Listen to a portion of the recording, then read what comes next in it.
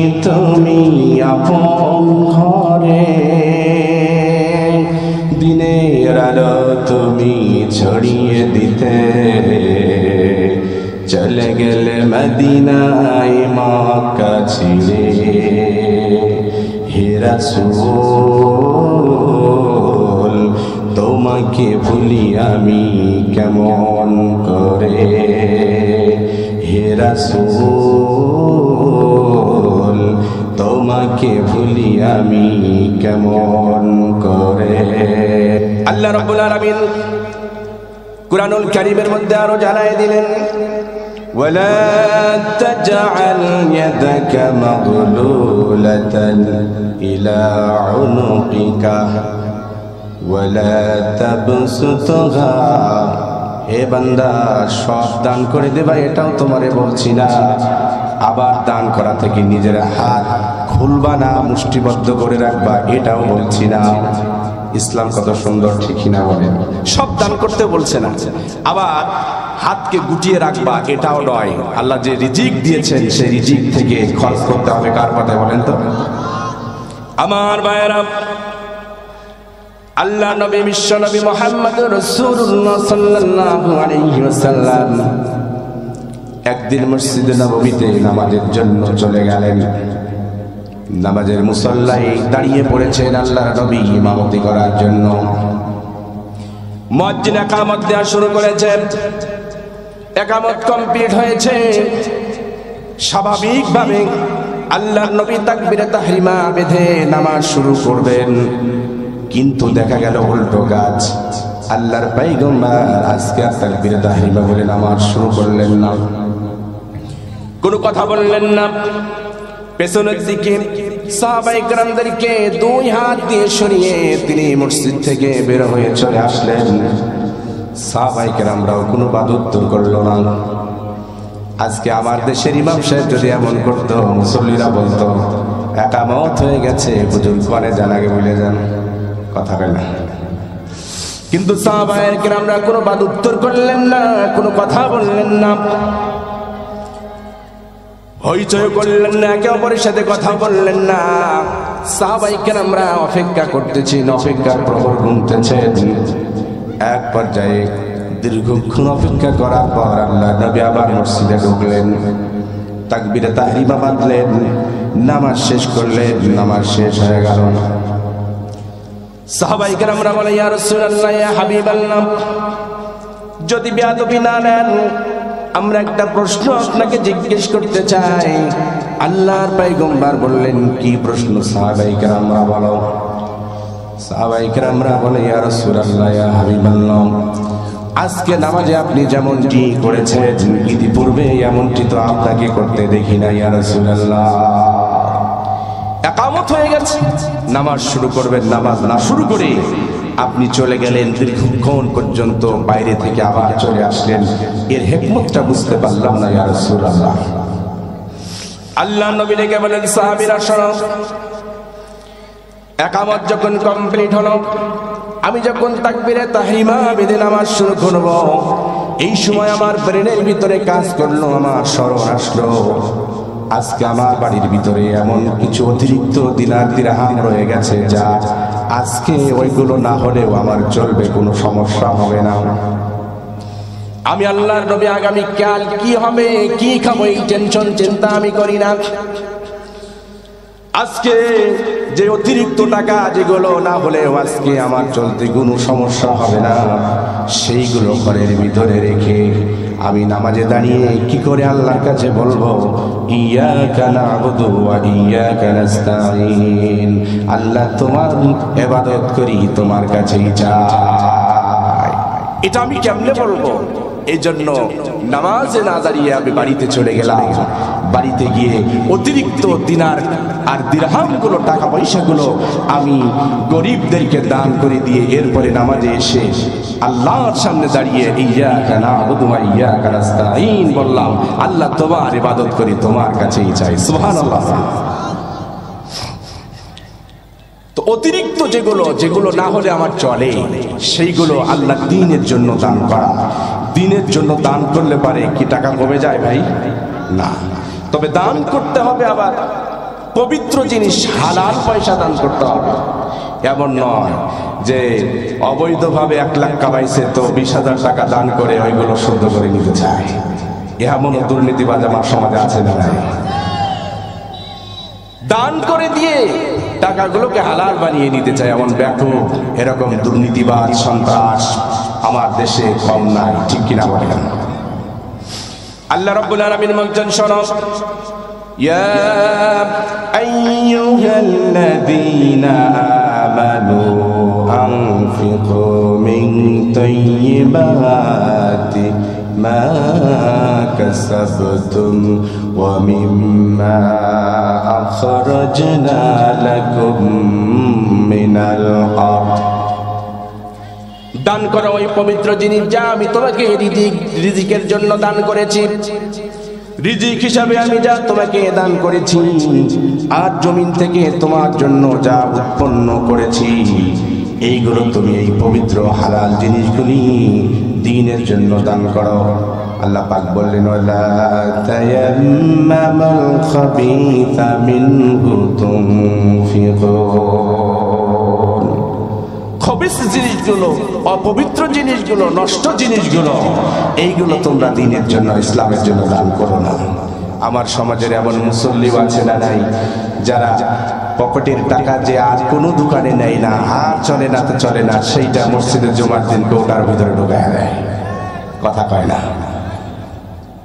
আর চলতেছে না কোথাও, দেখা যাচ্ছে সেইগুলো ঢুকায় দেয় না। ভালো জিনিস ছাড়া, পবিত্র জিনিস ছাড়া আল্লাহ রাব্বুল আলামিন কবুল করবেন না। ইন্নাল্লাহা তাইয়্যিবুন, আল্লাহ পবিত্র, লা ইয়াকবালু ইল্লা তাইয়্যিবা, পবিত্র জিনিস ছাড়া আল্লাহ তাআলা গ্রহণ করেন না। আল্লাহ পবিত্র, আল্লাহ সেই মহান সত্তা, তিনি যে পবিত্র, এই কথা আল্লাহ তাআলা কোরআনের অসংখ্য জায়গায় বলেছেন, কথা বলেন ঠিক কিনা? আল্লাহ রাব্বুল আলামিন বলেন, ফাসুবহানাল্লাযী বিয়াদিহি মালাকুতু কুল্লি শাইইন ওয়া ইলাইহি তুরজাউন। সেই পবিত্র মহান সত্তা যার হাতে সার্বভৌম ক্ষমতার অধিকারী। বলেন তো, সকল ক্ষমতার অধিকারী কে বলেন তো? সার্বভৌম ক্ষমতার অধিকারী আমার আল্লাহ, যার কাছে আমাদেরকে ফিরে যেতে হবে। সেই মহান পবিত্র সুমহান মহান আল্লাহ বলছেন, আমি পবিত্র, সুতরাং পবিত্র হালাল জিনিস আমার কাছে দান করো। আল্লাহর মতো শক্তিবান আর কি দ্বিতীয়টি কেউ আছে নাকি বলেন? রব্বুল আলামিন কুরআনুল কারীমের মধ্যে অসংখ্য জায়গায় বললেন, ইন্নাল্লাহা আলা কুল্লি শাইইন কাদির।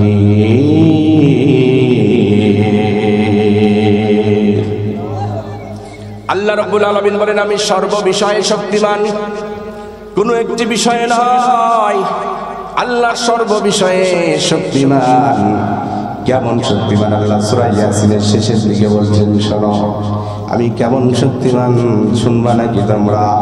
হে গোলামেরা শোনো, ইন্নামা আমরুহু ইযা আরাদা শাইআন আইয়াকুলা লাহু কুন ফায়াকুন।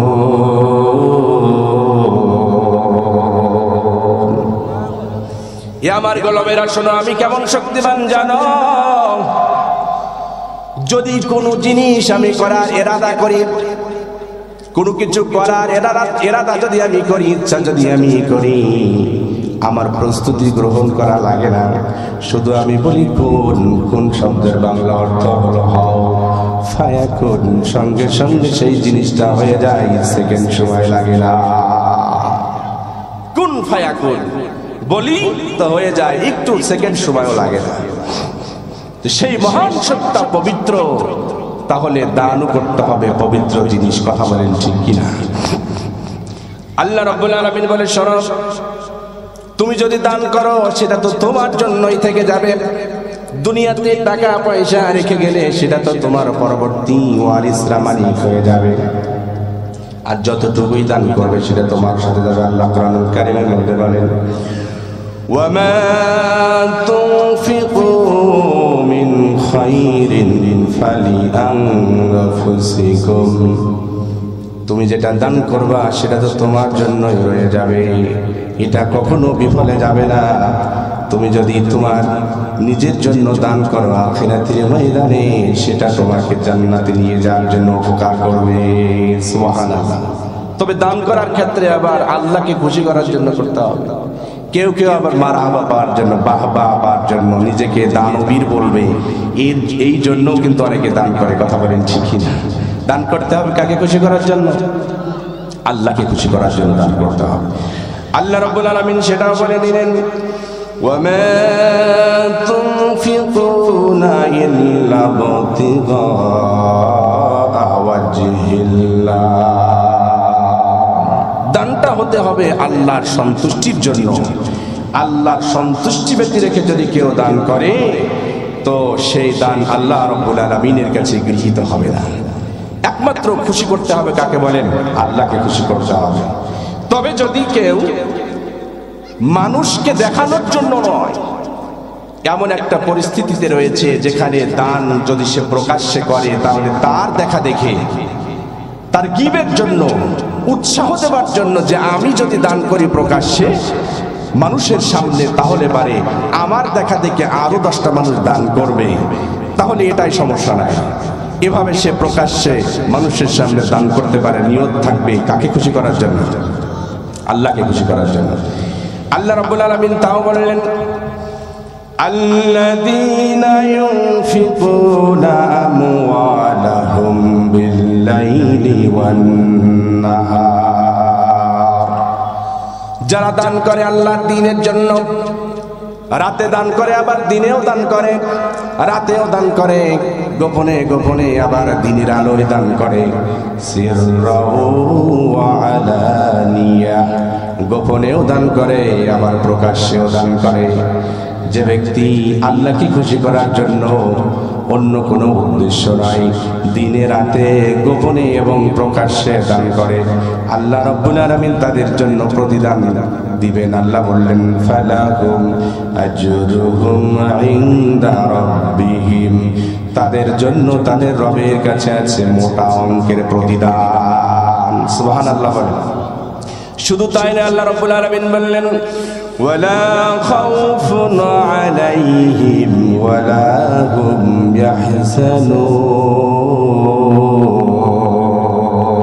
ইয়াহজানুন। এই সমস্ত দানকারীর জন্য হাসরের ময়দানে কঠিন মুসিবতের সময় কোনো টেনশন থাকবে না, চিন্তা থাকবে না, ভয়ও থাকবে না। সুবহানাল্লাহ। তাহলে দান করতে হবে কাকে খুশি করার জন্য? আল্লাহকে খুশি করার জন্য। তবে প্রকাশ্যে যদি অন্য মানুষকে উৎসাহ দেওয়ার জন্য কেউ দান করে তাহলে এটাই কোনো সমস্যা হবে না। শুধুমাত্র তাই নয়, আল্লাহ রাব্বুল আলামিন কুরআনুল কারীমের মধ্যে বলছেন, দান করা এমন একটা ব্যবসা যেই ব্যবসার মধ্যে কোনো লস নাই। পৃথিবীতে অনেক ব্যবসা রয়েছে যেই ব্যবসা লসও আছে, লাভও আছে। এমন কোন ব্যবসা পৃথিবীতে নাই যেই ব্যবসায় শুধু লাভ আর লাভ। লাভ যদি থেকে থাকে তাহলে লসও আছে। কথা বলেন ঠিক কিনা? কিন্তু আল্লাহ রাব্বুল আলামিন সূরাতুল ফাতিরের মধ্যে বললেন, وأنفقوا مما رزقناهم سرا وعلانية يرجون تجارة لن تبور।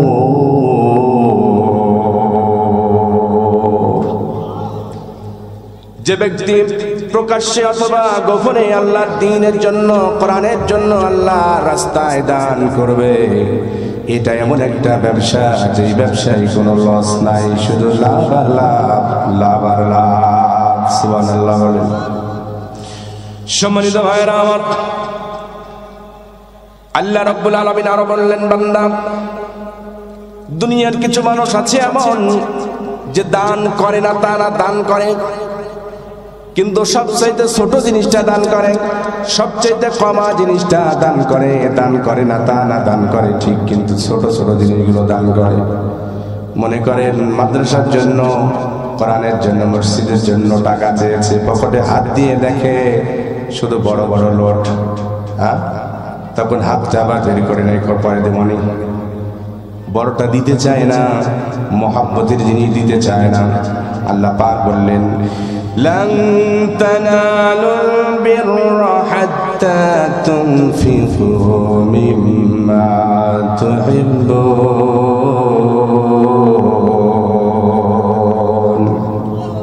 এ গোলামেরা শোনো, ততক্ষণ পর্যন্ত কল্যাণ লাভ করতে পারবে না যতক্ষণ পর্যন্ত জিনিসটা, মহাব্বতের জিনিসটা দান না করবে, ততক্ষণ পর্যন্ত তোমরা কল্যাণ লাভ করতে পারবে না। কথাকার আমার প্রিয় ভাইরা, এই আয়াত যখন আল্লাহর নবীর প্রতি নাজিল হয়ে গেল, আল্লাহর পয়গম্বর এই আয়াত সাহাবায়ে কেরামদেরকে পড়ে পড়ে তেলাওয়াত করে করে শোনালেন। সাহাবায়ে কেরামরা শুনে একজন সাহাবী যার নাম ছিল আবু তালহা আনসারী নবীজির কাছে চলে গেলেন, যে বলে, ও আল্লাহর পয়গম্বর, আমার একটা বাগান আছে, হাদিস শরীফের মধ্যে রয়েছে, সেই বাগানের নাম হলো বাইরুহা নামক বাগান। নবীজিকে ডেকে বলছে, নবীজি, আমি আল্লাহর দ্বীনের জন্য, কোরআনের জন্য, ইসলামের জন্য আমার এই বাইরুহা নামক বাগানটা আমি দান করে দিতে চাই। সুবহানাল্লাহ বলেন। আল্লাহ নবী মন্তব্য করলেন, কমেন্টস করলেন, ও সাহাবী, তোমার তো অনেক বাগান আছে, অন্য বাগানও তো তুমি দান করলে পারতে। এই বাইরুহা নামক বাগান সম্পর্কে আমি নবীজি জানি, তুমি এই বাগানটাকে সন্তানকে যেমন লালন পালন করে, সুন্দর করে গড়ে তোলে, তুমি তো এই বাইরুহা নামক বাগানটাকেও সুন্দর করে গড়ে তুলেছ, মনে প্রাণে ভালোবেসে বাগান তৈরি করেছ, বাগানের মাঝে মাঝে ঝর্ণা প্রবাহিত করে দিয়েছ। আল্লাহর পয়গম্বরও মাঝে মাঝে মনটাকে ফ্রেশ করার জন্য এই বাইরুহা নামক বাগানের ভিতরে ঢুকতেন। সাহাবী বলে, ইয়া রাসূলুল্লাহ, ইয়া হাবিবাল্লাহ, আমার অসংখ্য বাগান আছে, কিন্তু সেই বাগানগুলো তো আমার প্রিয় না, আমার মহাব্বতের বাগান নাই। এই বাইরুহা নামক বাগানটা আমার মহাব্বত, আমার ভালোবাসা, আমার প্রেম বাগানের মাঝে মাঝে জড়িয়ে রয়েছে। ওগো আল্লাহর পয়গম্বর, আপনি কোরআনের আয়াত পড়ে শুনিয়েছেন, যতক্ষণ প্রিয় জিনিসটা দ্বীনের জন্য দান না করবে ততক্ষণ কল্যাণ লাভ করা যাবে না। যেহেতু এই বাগানটা আমার কাছে সবচাইতে প্রিয়, এই জন্য কল্যাণ লাভের জন্য আমার প্রিয় বাগানটা দ্বীনের জন্য, কোরআনের জন্য দান করে দিলাম। আমার প্রিয় ভাইরা, হযরতে আব্দুল্লাহ ইবনে ওমর রাদিয়াল্লাহু তাআলা আনহু, এই ইবনে ওমর একদিন তার আহলিয়াকে, বিবিকে সঙ্গে করে নিয়ে বেড়াতে গিয়েছেন, সফরের মধ্যে অসুস্থ হয়ে গিয়েছেন, এক শাগরিদের বাড়ি অবস্থান গ্রহণ করছেন। এমন অবস্থা, কিছু খাইতে মনে চায় না, মুখে স্বাদ যেন বিষাদ হয়ে গেছে। শাগরিদরা ডেকে বলছেন, হুজুর আপনি কি খেতে চান বলেন। ইবনে ওমর রাদিয়াল্লাহু তাআলা আনহু ডেকে বলেন, আমার কিচ্ছু খাইতে মনে চায় না, তবে আমার মনে হয় মাছের ভুনা যদি একটু খেতে পারতাম তাহলে মনে হয় একটু ভালো লাগতো। শাগরিদরা হুজুরের এই মনের আশা পূরণের জন্য পাগল হয়ে গেলেন। তৎকালীন সময়ে মাছের বড় অভাব ছিল, যাই হোক কষ্ট করে মাছ ম্যানেজ করেছেন, রান্না করেছেন, ভুনা করেছেন। ভুনা মাছ ইবনে ওমরের সামনে দেওয়া হয়েছে, খাওয়ার জন্য প্রস্তুতি গ্রহণ করছেন, দস্তরখানে বসে গিয়েছেন। এমন মুহূর্তে ওই বাড়ির বাইরে থেকে একজন সায়েল, একজন ফকির হাত মেরেছে, কি আছো বাড়ির মালিকেরা, আমাকে কিছু দান করো, আমি গরিব মানুষ, আমি